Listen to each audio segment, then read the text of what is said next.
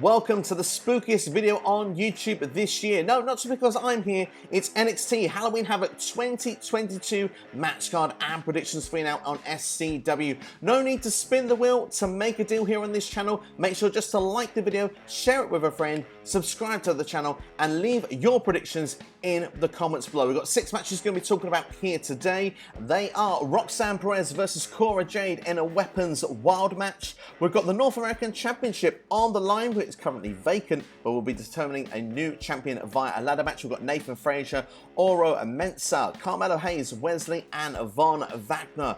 We've got Julius Creed of the Creed Brothers against Damon Kemp in an ambulance match. We've got the NXT Women's Championship, Mandy Rose versus Alba Fyre.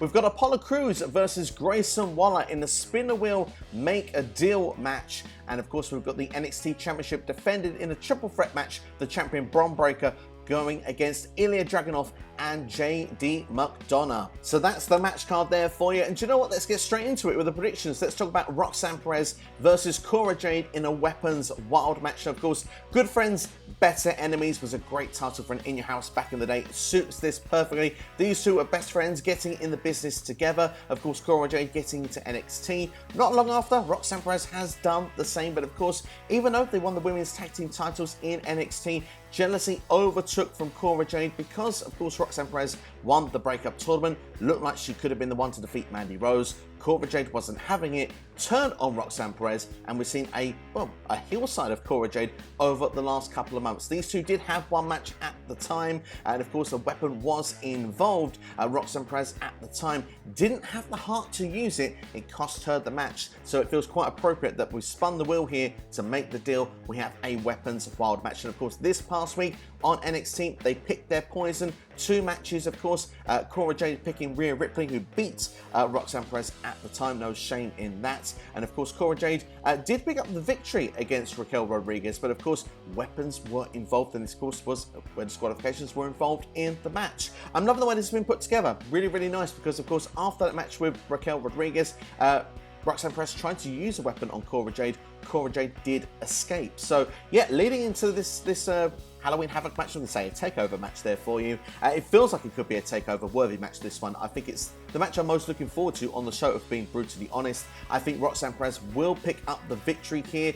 Cora Jade, of course, this time the weapons can be used, they will be used, and I think Roxanne finally gets her revenge. Next match we'll talk about is the 5-way ladder match to crown a brand new NXT North American champion. We've got, of course, a former champion in Carmelo Hayes. We've got Nathan Frazier, Mensah, Wesley, and Von Wagner. Now, of course, Carmelo Hayes has been no stranger to the North American Championship. Of course, those two names have gone hand in hand over the last calendar year.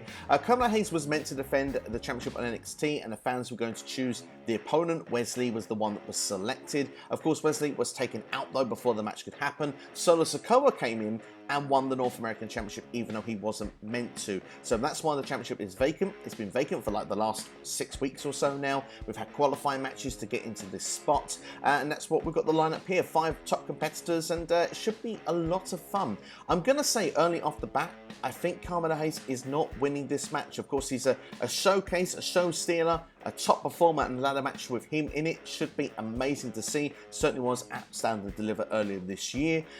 Wesley has been sort of having bad luck, but recently having slices of good fortune, not wanting to win matches the way he's necessarily been winning them. But Tony D'Angelo, of course, was one of them. The qualifying match did say he would eventually get a receipt for the injury that Tony D has at the moment. So I wonder if that will play a part in this match, because otherwise I do think Wesley could be the one that could walk away with the championship.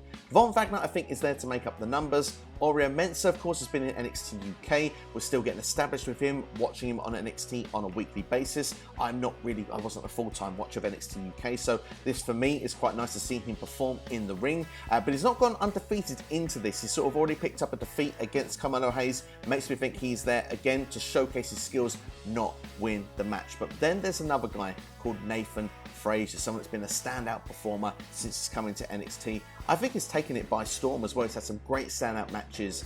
If it's not Wesley to win this match, and I think perhaps potentially stacks could cost Wesley, I'm gonna go for Nathan Frazier to be your brand new NXT North American Champion. I think he'll actually hold the championship with quite prestige. He'll have great matches. I look forward to seeing who would face. Maybe another match with Carmelo Hayes, maybe Wesley, maybe Tony D. We'll have to wait and see. There's lots of challenges that could be out there, but Nathan Frazier will be my pick. Next match we're going to talk about is an ambulance match, something that was debuted in WCW back in the day. And of course, Halloween Havoc was formerly a WCW show, so it seems quite fitting to have it on this particular show here for NXT. We've got Julius Creed and Damon Kemp going one-on-one. And of course, if Damon Kemp wins, then Julius's brother, Brutus, must leave NXT, and that's a real slice of interesting storytelling that goes into this match because, well, if one Creed brother leaves, will the other one leave? Will they go to Raw and SmackDown? There's been a lot of changes to Raw and SmackDown recently. We've seen, of course, the guy that Phantasma called up recently also, so I wouldn't be surprised if they want to, add more depth to the tag team division. It feels like Dynamite at this point seems to have taken a bit of a backward step because, of course, Damon Kemp turning on the group, also taking out Roderick Strong, who's not really been on TV for quite a while now as well. I'm going to be interested to see how this is going to go down. We saw Brutus being attacked, of course, with multiple chair shots by Damon Kemp. Julius looking to get the revenge in. That's how we've set up this ambulance match here with all those components put together. It's a very fitting stipulation. We've not seen one WWE for years now, so I'm quite excited to see how it's going to go down.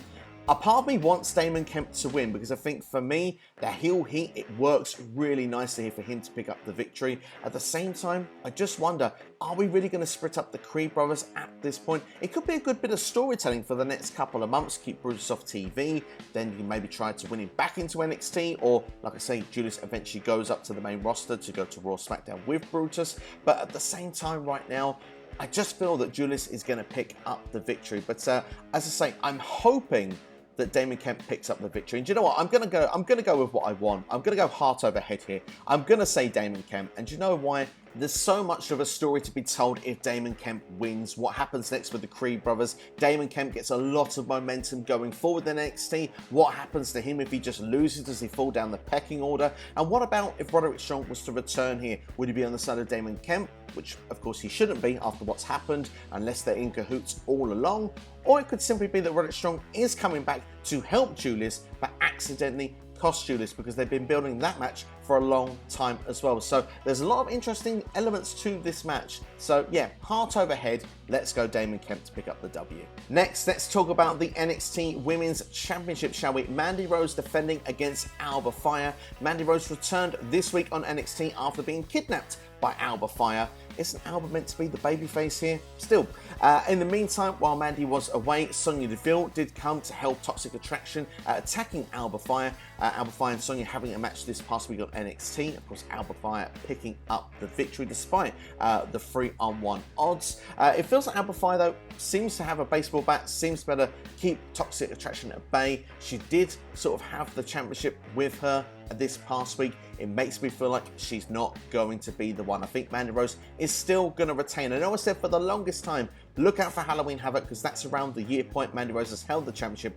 I think she's holding on to it further. I'd be interested to see where it leads to. Maybe it could be New Year's Evil. If it was my way, I'd like to see another NXT show before the end of the year. They can't have War Games anymore, so give us NXT Starrcade. That's what I really, really want. But at the same time, I think Mandy holds it for another 2 to 3 months. I don't think she's dropping it yet. So yeah, Mandy Rose to pick up the victory. Next, we're going to talk about the Spin the Wheel Make a Deal match. Apollo Crews taking on Grayson Waller. And this one, well, it's all a bit about the eyes. So fingers crossed it's not an eye for an eye match. But of course, these two have faced off on NXT before. Grayson Waller picking up the victory, of course, attacking Apollo's eye in that sort of time. Apollo then having a prophecy, looking to get revenge on Grayson Waller to get back at his eyes. He did interrupt a Grayson Waller effect show on NXT. Pulled Grayson Waller under the ring. Grayson's eyes then were affected also. Now we know we've got the Spin the Wheel Make a Deal match. Some interesting what we're going to get. Of course, Chucky suggesting the idea. We've got the Buried Alive match. We've got, the coffee matches. We've got ideas like that. Let's see what we're going to get. Of course, back in the old WCW days, it was the Coal Miner's Glove. Be interested to see if they brought that back as a throwback. But honestly, I think they will go down one of those sort of gimmicky matches. Like I said there, the Buried Alive could be an option because they've kind of gone down that avenue. It's been quite dark, and this is Halloween Havoc after all. We've got nothing of that sort of terror like that on this show, just a lot of gimmicky matches. So I'd like to see a stipulation like that at this point. I do think Apollo Crews is going to pick up the victory. We'll get the revenge on Grayson Waller here as well. And just to give another side note of why I think it'll be that sort of stipulation as well, Grayson Waller has been hinting a lot of being a part of the White Six in the, like, recent stuff he's been doing on social media. So I think they will just play and tease the audience with that a little bit more, even though personally I think it'll be a horrible fit for Waller to be a part of the White Six. I don't think it's going to happen, but tease I think they may continue to do, and that's why I think they'll do that. But whatever the stipulation will be, Apollo Crews is picking up that victory for me. Last but not least, let's talk about the main event of this show then. A triple threat match for the NXT Championship. Your champion Bron Breakker defending against Jade McDonagh. Of course, he defeated Tyler Bate to get himself a #1 contender spot here to go for the championship.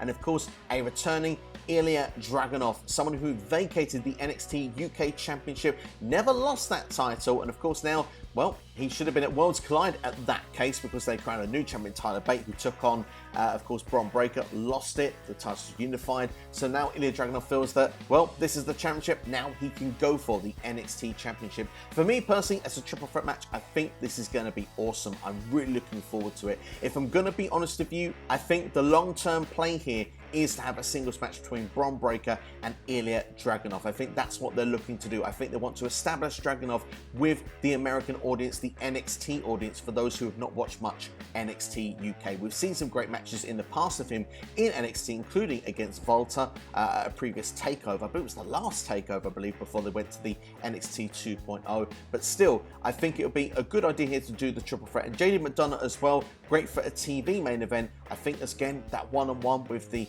pay-per-view premium live event level here, I don't think quite works either. So the triple threat works really, really nicely for me.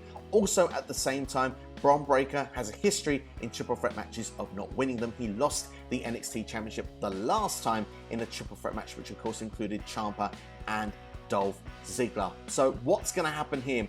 I feel that Ilja Dragunov will either get his win here and win the championship, and Bron Breakker will go after him, and it will be one-on-one, or it'll be my actual prediction here, which Bron Breakker retains here, beating Jade McDonagh. Yes, Ilja Dragunov will say, look, yes, okay, I didn't win that match, but you didn't beat me, and it can lead to a singles program with those two going on to the next NXT special. And I still think that the long-term play should be involving Carmelo Hayes. I think Carmelo Hayes should be one, if not the next NXT champion, in my opinion. But whether that be against Bron Breakker in a singles match or even Ilja Dragunov, I'd be down for either. But yeah, final prediction for now, I think that we're leading to Dragunov versus Breakker in the future singles match. Bron Breakker, though, will be my prediction. He'll get over his nightmare experience of losing the NXT Championship in a triple threat match earlier this year, and he'll come out the victor on this one. So that's my predictions there for you there. Of course, Shotzi and Quincy Elliot will be the hosts of Halloween Havoc this year. Be interested to see what role they will play on the show. Of course, Shotzi was the host for 2020. I'm sort of half hoping, as I've predicted, Mandy Rose will retain here. Maybe we could get Mandy Rose versus Shotzi at some point on NXT going forward afterwards, but that's just me hoping at this point. But all in all, I'm quite looking forward to this show. There's a lot of gimmick matches on here, and I think that it will make it quite a spectacle, to be honest, going forward for Halloween Havoc. I'm pleased that it is going to be a PLE and not a TV special. For me, I think it's a great replacement for War Games, which of course War Games now will be a part of Survivor Series this year. So yeah, I hope that this will be the norm going forward. I like the idea of Halloween Havoc being the big special event that's on the weekend. It certainly deserves it. It was one of my favorite WCW shows, and I think now that Triple H has brought it back in, it's become one of my favorites on the NXT calendar, and I think this year is going to be no exception. I do expect this show to deliver. But now, that's my predictions, and now I'm going to ask if you can deliver your predictions in the comments below. Really do appreciate it. If you enjoyed this video, then please do hit the thumbs up button as well. It does help the algorithms here on YouTube. I know it sounds really boring, but it really supports the channel and helps it grow a long way. Subscribe to the channel if you're new here and you've enjoyed this video. And like I say, enjoy Halloween Havoc. It should be a great show this Saturday. Thank you for watching SCW as always. Take care, have yourselves a great day. And if you want to see more SCW content in the meantime, then check out some of the videos on the side of your screen right now. Thanks for watching, all the best, and I'll see you soon.